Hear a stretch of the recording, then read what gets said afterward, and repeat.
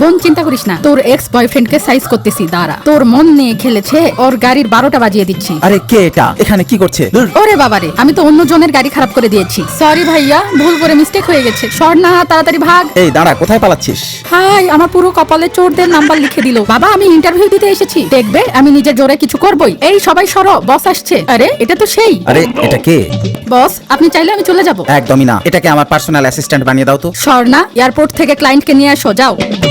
বেকুব মেয়ে, এভাবে বাইকে করে ক্লায়েন্টকে নিয়ে আসতে হয়? আরে সে তো ঠিকই করেছে, এটা গাড়ির থেকে অনেক মজার। স্যার, আপনার জন্য ফল নিয়ে এসেছি। গাধা, ফল আনতে বলা হয়েছে, কুষার না। আরে এটা খেয়ে তো ছোট কালের স্মৃতি মনে পড়ছে, কি মজা। স্যার চলেন কন্ট্রাক্টটা সাইন করে ফেলি। আরে এখনই না, আরো কয়েকটা জিনিস দেখা লাগবে আমার। স্যার, স্বর্ণা আর ওই বুড়াটার মধ্যে কোনো যোগসূত্র আছে। হ্যাঁ তুমি ঠিকই বলেছো, ওই মেয়েটার উপর নজরদারি করতে হবে। দেখি কি করছে। আরে গোপনে কম্পিউটারে কি করে দেখি তো। এই মেয়ে, ওই বুড়াকে নিয়ে কি চক্রান্ত করছিস? ছাড়ো আমাকে, ওটা আমার বাবা। হ্যাঁ, এই মেয়ে এত ধনী। বন্ধুরা, আজকে স্বর্ণার নাম নেওয়া হলো। এভাবে তোমাদের নামে ভিডিও দেখতে চাইলে কমেন্টে নাম জানাও।